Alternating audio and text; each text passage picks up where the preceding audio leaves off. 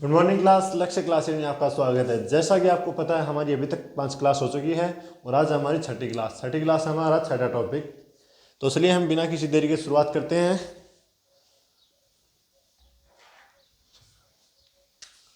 आज का हमारा टॉपिक है सिंप्लीफिकेशन, सरलीकरण। तो चलिए शुरू करते हैं।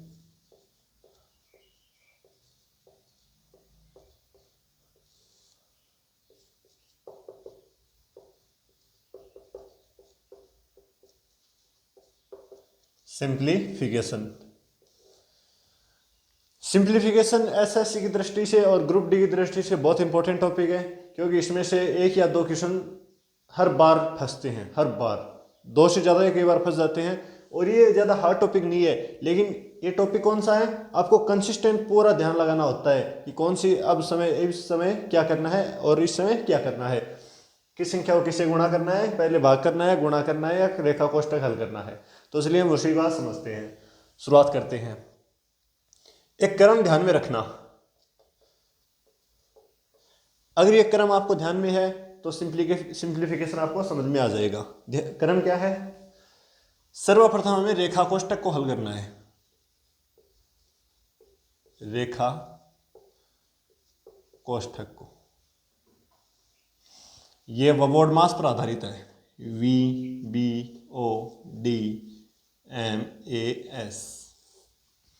रेखा कोष्ठक को V इसे बार से दर्शाते हैं। बार के अंदर जो संख्या होती है सर्वप्रथम उन्हीं को सोल्व करते हैं। अगला क्या है? कोष्ठक। फिर आता है कोष्ठक।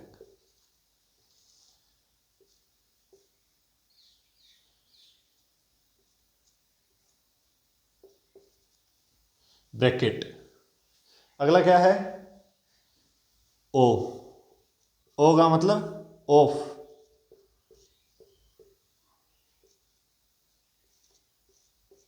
ऑफ का मतलब होता है गुणा करना। अगला क्या है?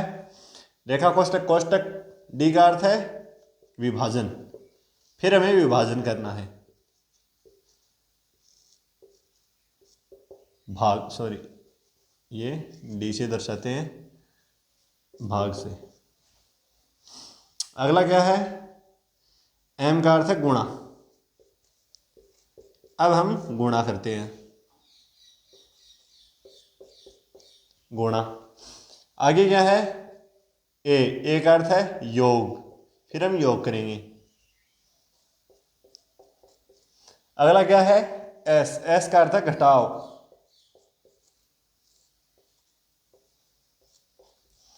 ये रहेगा हमारा क्रम। जैसे हमको क्वेश्चन दे दिया गया है उसको सोल्व करने के लिए बोला है, तो सर्वप्रथम रेखा कोष्ठक के अंदर जो संख्या है उसको हल करेंगे जो बार के नीचे दे रखी है। अगला है कोष्ठक, ब्रैकेट। ब्रैकेट के अंदर जो संख्या है फिर हम उनको हल करेंगे। फिर दे रखा है का अर्थ जैसे 22 का 20% कितना होता है, तो का अर्थ है गुणा। 22 गुणा 20/100। ब्रैकेट हो गया, का हो गया। अब है का के बाद विभाजन। फिर हम भाग करेंगे, फिर हम गुणा करेंगे, फिर हम योग करेंगे एंड फिर घटाव करेंगे। ठीक है, एक बार दोबारा देख लेना। इसके ऊपर हम एग्जांपल ले लेते हैं।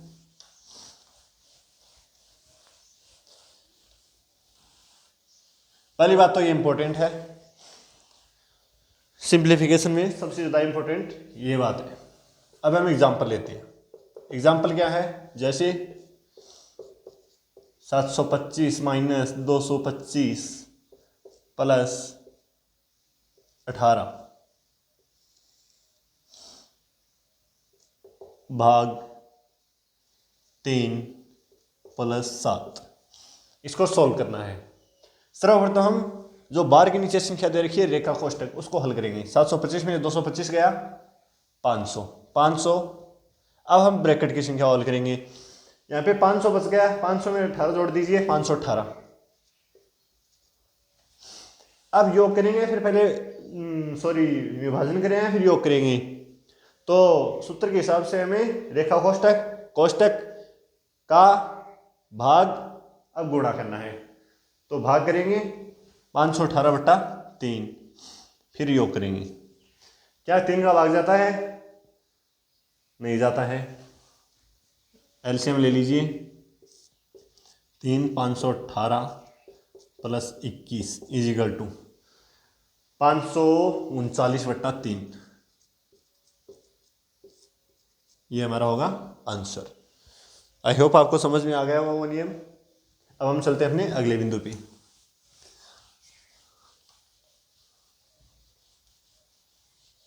अगले बिंदु में हम कुछ बीजगणितीय सूत्र लेते हैं। क्या लेते हैं? इंपॉर्टेंट बीजगणितीय सूत्र।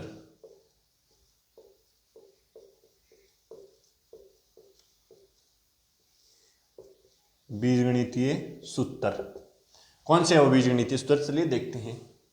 पहला हमारा a प्लस बी का स्क्वायर। ए प्लस बी का स्क्वायर को क्या लिखेंगे? A square plus B square plus 2ab। Number 2 क्या है? ए माइनस बी का स्क्वायर। इसे क्या लिखेंगे? A square plus B square minus का 2ab। अगला 3 नंबर बिंदु क्या है? A plus B A minus B का आपस में गुणा, इसे लिखेंगे हम A square minus B square. Number 4 बिंदु क्या है? ए प्लस बी का square plus A minus B का स्क्वायर, इनको योग करेंगे तो 2a square plus B square रहेगा। नंबर 5 क्या है? ए प्लस बी का square minus A minus B का स्क्वायर, इसको क्या लिखेंगे? 4ab। ठीक है। अगला क्या है? 6 नंबर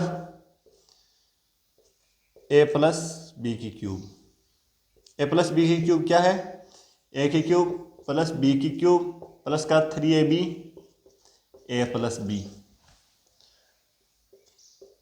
6 इसको लेते हैं, 7 इसको लेते हैं। 6 नंबर क्या है? ए माइनस बी की क्यूब। ए की क्यूब माइनस बी की क्यूब माइनस का 3ab ए माइनस बी। आप समझ रहे होंगे शायद, इनको याद करना है अपन को। अगला क्या है? Number 8 point. नंबर 8 है A plus B plus C का स्क्वायर। इसको क्या लिखेंगे? A square plus B square plus का सी स्क्वायर माइनस का ए बी माइनस का बी सी माइनस का ए सी। एक बार देख लेते हैं।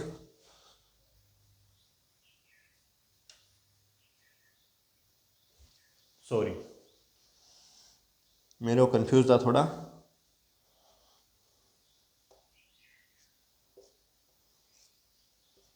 प्लस का 2, ये होगा हमारा ए प्लस बी प्लस सी का स्क्वायर। अगला हमारा नंबर 9 पॉइंट, ए प्लस बी प्लस सी की क्यूब क्या होगी? यही है शायद।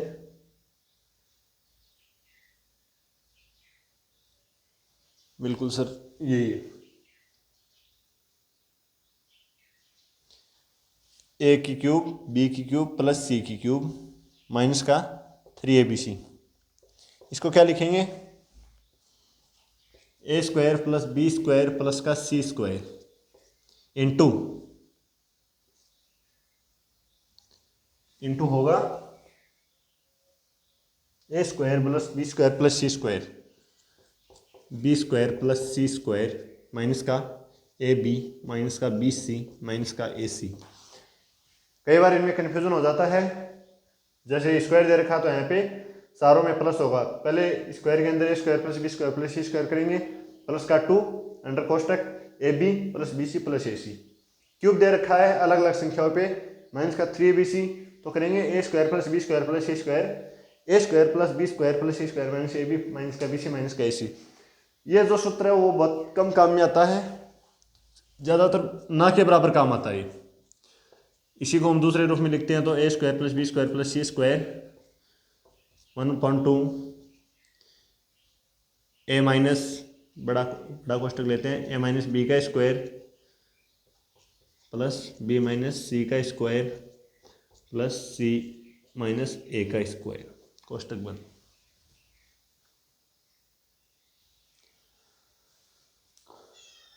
एक और रह गया इसमें सूत्र, वो यहाँ पे लिख देता हूँ।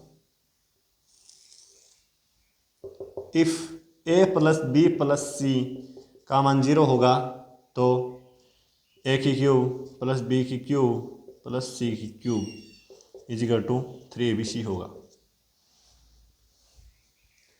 एक बार दोबारा देख लेने हैं सूत्र को, फिर हम चलते हैं अपने अगले पॉइंट पे।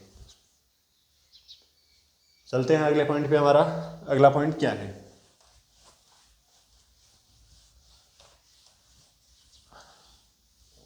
इन क्लासों में हम सिर्फ कॉन्सेप्ट पढ़ते हैं, एक दो एग्जाम्पल लेते हैं, बाकी हमारी प्रैक्टिस सेट जो है वो अलग से कक्षाओं में आएगी। एक बार पूरा कोर्स हो जाता है उसके बाद भी। इन क्लासों में हम एक टॉपिक को एक क्लास में क्लियर कर रहे हैं और एसएससी के लगभग 30 टॉपिक है, तो हम 30 क्लास में सारे टॉपिक को क्लियर कर लेंगे और उसके बाद में हम प्रैक्टिस सेट लेके आएंगे। तो चलिए हम अपने अगले बिंदु पे चलते हैं। आसन संख्या। आसन संख्या क्या होती है और क्यों उपयोग में ली जाती है? आसन संख्या जैसे दशमलव के बाद हमें कुछ संख्या दे दी जाती हैं तो उनको हम मानने के लिए उस संख्या का घटाव या जोड़ कर देते हैं। जैसे एग्जाम्पल के तौर पर समझते हैं, हमको दे दिया 81.09 गुणा 21.91। अब इसको सोल्व करना है, तो अगर हम इसको पूरे को गुणा करेंगे तो बहुत समय लग जाएगा। तो इससे बेटर है कि हम जो संख्या करीब है, जैसे ये 0.9 है, ये 0 के करीब है, हम इनको 81 ही मानेंगे। 81.91 ये 100 के करीब है, तो मतलब 22 होने वाला है, तो हम इसको 22 मानेंगे। इसको गुणा कर दीजिए, इसको गुणा करेंगे तो क्या होगा?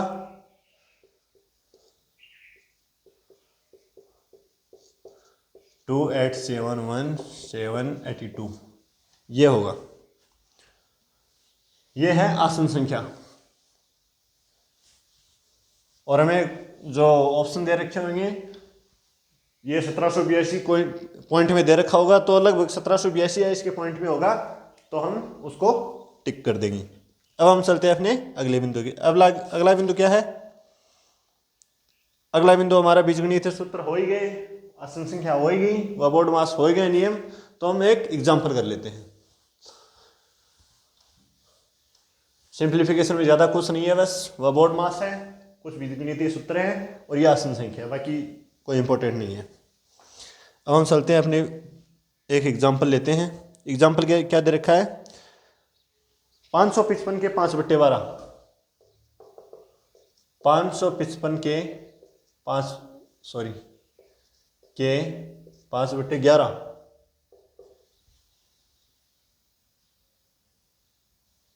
के 2/7, के 2/7, के 3/5 दे रखा है। ये हमको पूछा है। के का अर्थ क्या होता है? गुणा।